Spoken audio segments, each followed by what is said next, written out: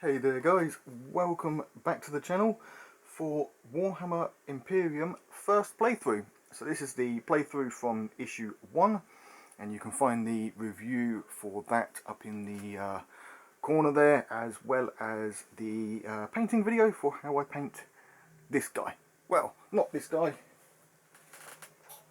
but this guy. So obviously I wanted a lieutenant or a sergeant for my blade guard, so I painted him in blade guard colours and customised him a little bit, and that's the painting video you can find. But for the purposes of making sure you guys know he's a lieutenant, I'm using the original model that I got from Indomitus, and the same with the Royal Warden here. These are both my Indomitus ones, which are the ones that we get with issue 1. So the idea of this series, the playthroughs, is I'm going to learn the game with you guys using the magazine. So every issue and every week we're going to play through the playthrough. So I've set up the board how it shows to in the rules and setup portion. We've got 3 objective markers here for the Royal Warden to activate, and for him to activate he has to be touching them, overlapping them slightly or fully on them.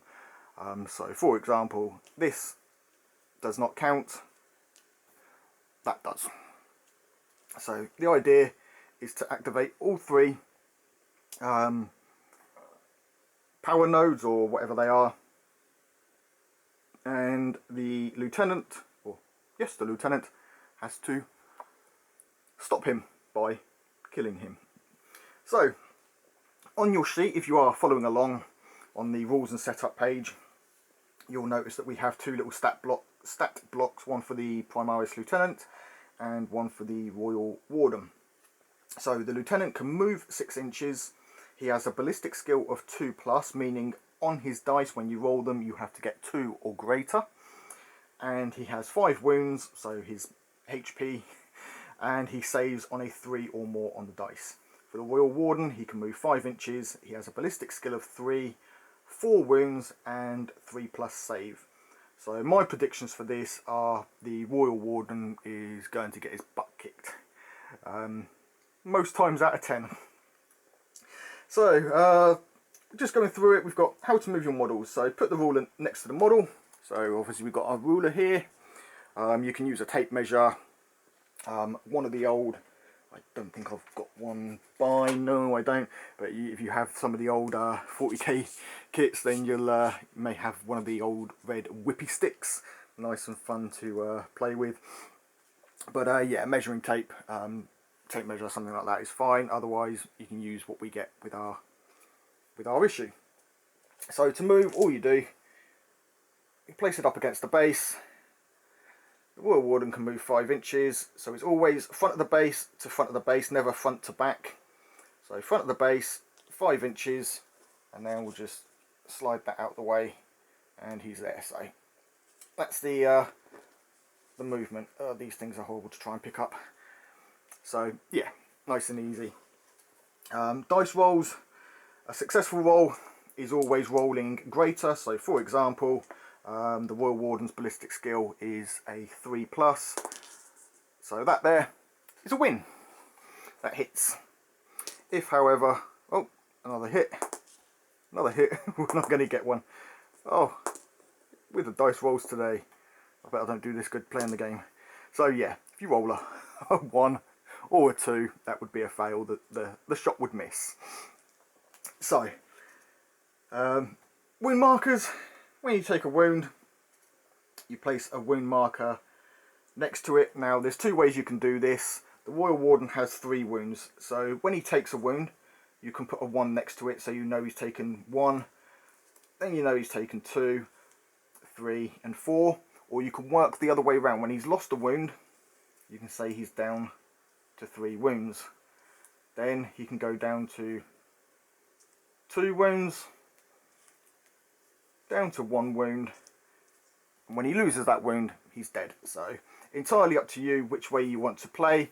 Just make sure that your opponent is playing the same way, that you both agree which way you're doing it, and don't switch throughout the game. You know, stick to one or the other. Either count up and he's out, or count down and he's out. I prefer to do it counting down. Typically I'll place a dice, so if he's got 4 wounds left, he'll have 2 wounds left, 1 wound left, and he's gone. But obviously we've got the wound markers that we can use there. So moving on to turn 1. So move. The Royal Warden wants to activate their repair nodes, but it has to get to an activation point first. So we've got our 3 objective markers, our activation points. So use the ruler to move the model 5 inches closer to an objective. Objective 1 is the closest to the Warden's starting point.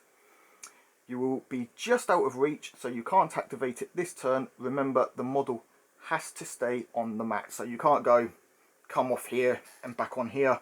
He has to stay on the mat. So let's move him his 5 inches, which will put him to there. So as you can see, we're just under an inch short from the objective.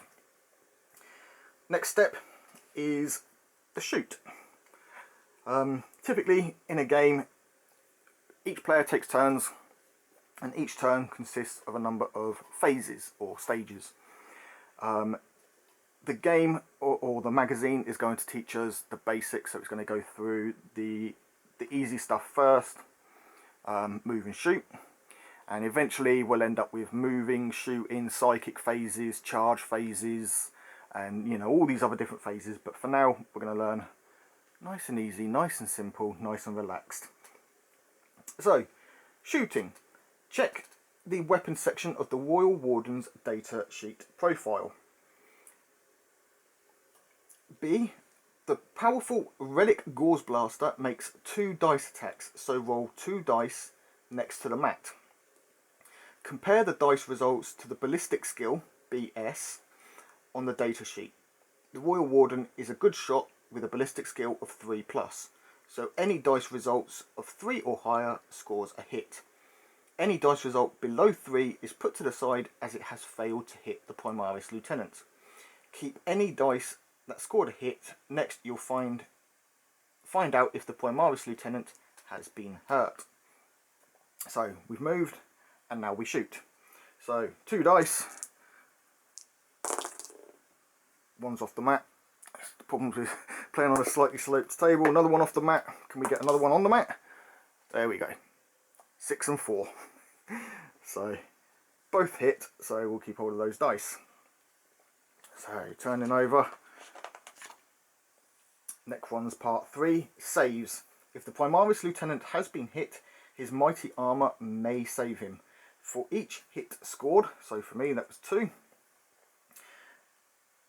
the Space Marine player rolls 1 dice next to the mat. So he'll roll 2 dice. Compare the dice result to the save on the Primaris Lieutenant's datasheet. His armour is tough, so a result of 3+ is a successful save. So if you get a 2 or 1, he will lose. So let's have a look, see if we can keep these on the board first time. And that went out a shot, but it's still on the board. He rolled both 3s. So he saved one. He's a little tray, isn't it? A little dice tray. So yeah, he saved both of those. No wounds allocated to him. So allocate wounds. Obviously, don't worry, the Primaris Lieutenant has enough wounds to survive many attacks. Find the Primaris Lieutenant's wounds on his datasheet. He will only be destroyed once he has lost all 5 wounds. Place a wound marker next to the model for each wound lost. He saved both of them, no wounds. And that is the end of the Necron's turn. So simple as that. Nice and easy. Right, so now moving on to the Space Marine's turn. So turn 1. So use the ruler to move the model 6 inches closer to the Royal Warden. Remember, the model has to stay on the mat. So we're going to move him 6 inches closer. Not that he actually needs to move. You know, his weapon is going to reach that Royal Warden enough. But we will move him 6 inches closer. So there. And then we will knock everything out of the way as we try to do this. I hate these things. I may end up switching over to a tape measure for the next playthrough. You could maybe do it side on, but yeah. So moving back to where he was. And he is there going to shoot that Royal Warden. So he's done his moves, he can't do anything else, so now we move to the shooting phase. So, check the weapon section of the Primaris Lieutenant's datasheet profile. His powerful Neo-Volkite pistol makes 2 dice attacks, so we'll roll 2 dice next to the mat. Compare the dice results to the ballistic skill on the datasheet. The Primaris Lieutenant is an excellent shot, with a ballistic skill of 2+. So Royal Warden, you could end up being a little bit screwed here. Let's have a look. 2s or more. 6 and 1. Oh, look at that. That one fails. And that one is a direct hit. So snap bang. There goes the Royal Warden takes a hit. But he does get a chance to save. So only 1 dice made it. So we roll 1 dice to save. So he saves on a 3 or more. And we get a 6. The Royal Warden has saved. Yippee-doo. No wounds yet. So we would allocate the wounds, but there are no wounds. Right, so that is turn 1 of each of them. And that is the end of how it says to play in the thing, in the issue. Now it's up to us. So first of all, I'm going to move my Royal Warden onto there. That's now activated. So that's one, what you could say, victory point or something for him. But yeah, he's activated 1 repair node. He's now going to shoot at the Lieutenant. And 1 hit. I think that was right, wasn't it? A 3 or more. Yes, 3 or more, so 1 hit. So the Lieutenant saves. Not doing too good, Lieutenant, are you? Right, now, typically you would try to get this Lieutenant into melee combat, but because the rules aren't showing us that, we are going to stick to shooting for this. So I'm not going to move him, there's not really any need. As an objective player, you could technically move him right over this node. What that would then do is stop the Necron from being able to win the game. Bit of a douchey move when learning, but it is a good tactic, and you know that's what the game is all about, is tactics. As far as I understand it, typically in an actual game you would have the objective marker, but it would actually be a set radius around it to avoid things like this. You could say, well then I'm going to move my Royal Warden like that, touching, he's technically touching the node, and so that would activate it. But there is a rule that means that you can't move within an inch of an opponent, otherwise you would be moving into hand-to-hand combat. So we'll ignore obviously all of that. What we're going to do instead is say, well Lieutenant, if you're going to be like that, I'm going to shoot you. Obviously we're still on the Lieutenant's turn, he's moved onto the node, he's going to shoot the Necron. So again, 2 dice, and they both fail. Now the Necron Lord, obviously we're going to try and get him up to that other node, try and get him activating 2 of them, and we can say that that gives him the win because he's got 2, so we'll move him to there, and we're going to swing him right around that Lieutenant. So 2 dice shooting at the Lieutenant, both 6s, so the Lieutenant needs to roll for saves, and he actually fails 1, so he is now down to 4 wounds. I believe he has 5 wounds, yes, so he is now down to 4 wounds. As I said, I like to play reverse because then you know you're counting down his lives.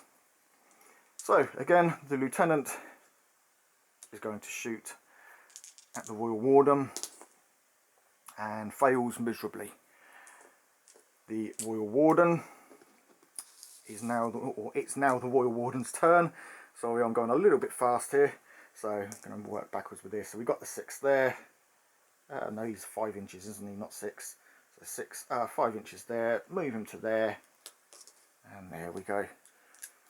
So he's now going to spin around and shoot the the lieutenant, and both hit. He hits on a 3, doesn't he? So both hit. The lieutenant now needs to save, and he fails another save.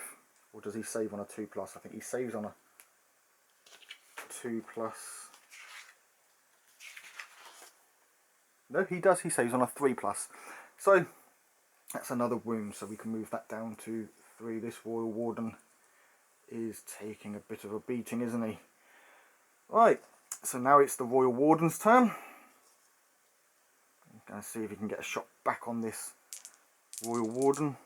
I'm getting my words mixed up. It's the Lieutenant's turn. He's going to get a shot back on the Royal Warden. You guys know what I mean. I hope you're keeping track, because, yeah. So he hits on a 2+. So both hit. The Royal Warden saves on a 3+. So he fails. He loses a wound. Now, as he starts with 4 wounds, he is now down to 3 wounds. Okay, so back over to the Royal Warden. Now obviously he can move them final 5 inches. We can see there that he can make that. So we'll put him on that node. Like that. So he's activated 2. So technically you could say he's won. He's done 2 out of the 3. But we'll play until somebody's dead. So Royal Warden is going to shoot at the Lieutenant. And we lose another dice. Both 4s. So the Lieutenant now has to make a save. And he saves 1, fails the other. So he's down to 2 wounds. If I can find a number 2 there. So he has 2 wounds left. Alright. Lieutenant's turn. And he makes 1 successful hit and 1 miss. So the Royal Warden needs to save on a 3 or more. And he fails. It's actually looking pretty close, this game. So there we go, he's down to a 2. So, Royal Warden's turn. He can't do anything, he's not going to be able to get onto this this node here, so he's just going to shoot. So he's going to roll his 2 dice. Both of them hit. Remember, he needs 3s or more to hit. So both hit. The Lieutenant needs to save on 3s or more. And he's made another fail. So he is now down to 1 wound. Okay. So now for the Lieutenant's turn. He's going to shoot at the Royal Warden. And both of those hit. The Royal Warden is now going to make his saves. And both of those save. So the Royal Warden, again, is going to shoot back at the Lieutenant. And he hits with both. Oh, the Lieutenant now needs to save both of these. Otherwise he is dead and out. And it's a double fail. Epic fail for the Lieutenant. So I called that one wrong. Lieutenant is out. Royal Warden wins the game. So round of applause for the Necrons. So as a Dark Angels player, not too great for me. But I do also obviously play as Necrons, so I still win. Anyway guys, nice quick video there. Obviously just on the playthrough. As I said, I'm looking to do these for each issue. This was issue 1. Thank you for joining me, guys. If this is something you enjoyed and would like to see more of these going through the issues, I'm going to do the first 5 or 6 issues and gauge a response based on the likes on these videos. So if you enjoyed this video and you would like to see these done for every issue in the magazine, hit that like button. The more likes I get, the more I know that you guys are enjoying it. And obviously, depending on the number of views to likes, the ratio, gives me an idea on how many people are actually enjoying this type of content. But with that being said, that is the end of the video, guys. Thank you ever so much for joining me. If you are new to the channel, a big warm welcome to the inner circle to you. If you are not yet subscribed, hit that subscribe button. I do try to do some good content on here. Hopefully you enjoy it. If you did enjoy it, hit that like button, as I said. And until next time, guys, take it easy. Keep painting those minis.